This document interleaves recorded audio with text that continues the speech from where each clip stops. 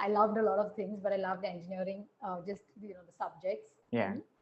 And there wasn't really, I wasn't thinking about like what I wanted to do with my knowledge and what impact. I think it was a very like short. I was super short-sighted and just took one step at a time. Whatever opportunities were there, I worked hard and I pursued those. I studied biomedical engineering, Okay. and again, why? Because I loved biology and I loved math and physics, and that Yeah. was the intersection of all. But when I did the course, I hated it. Yeah. I didn't know what it was, right? Yeah. So again, I think because I took choices that kept my options open, I got lucky. My Sure. first 2 years, I loved it because those were generic tracks for all students. And then Got when it. I specialized into the biomedical stuff, I hated what I was doing. And Yeah. I was lucky that even in spite of that, I could get a job because they do give you some sort of software, computers sort of foundation. I got a job in a software company in what I realized what I wanted to pursue. Got it. So Yeah. yeah, And that's really, you made so many important points there, Radhika. The flexibility is there one way. For instance, if you choose science, you can go into commerce and arts. But if you choose arts, it's very yeah, difficult to make the transition to commerce and science. And that is unfortunate for so many students, right? And I also think the point you made about the number of students in your class, and I have, both of us are teachers, and I have immense respect for the profession and the amount of workload that we give teachers, right?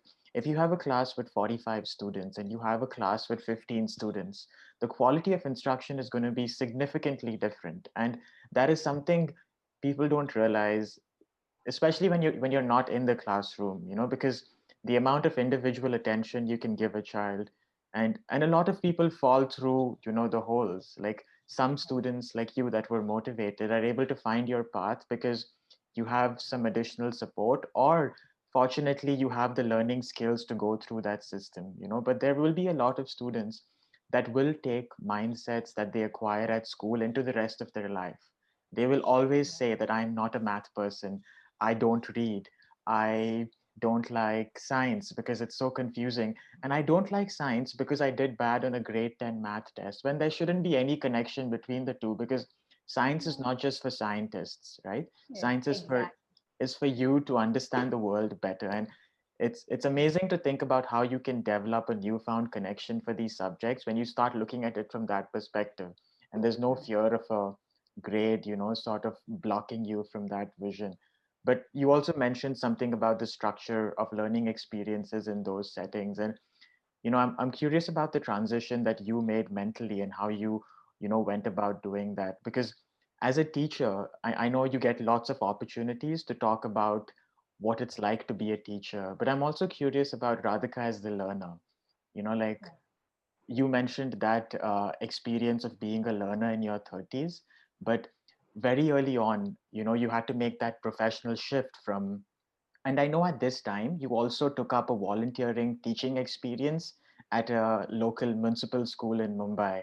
So what was that phase of your life like, Radhika, in terms of working, as a software engineer, as an engineer, and also doing these volunteering or full-time jobs? I'm sorry, I'm not very, but then how did that lead to the decision of doing a master's in mathematics education, which is super focused and super directed? I'm just curious how that phase in your life led to that.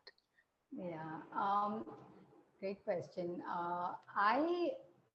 While I was an engineering student, well, first of all, I was always somebody who, when I was in it, I would do enough so that I was getting the learning, but I would never do anything to get that full, like that 99%. I could never be somebody who excelled just for topping the exam. I could just do enough so that I would be consistent and not have what they call KTs, allowed to keep turns if you lose a if you fail an exam. So I would never be in that zone. And even in my 12th grade, I don't know if you know this or if you remember, but it was similar. But when people choose science in grade 12 here, they go to colleges that don't expect them to attend so they can just cram for exams. Hmm. And I had friends who have like 2% attendance, 3% attendance. I had 89% attendance that year because I was just there to learn. Yeah, I think I yeah. must have had the highest attendance in the whole college. So that was kind of who I was.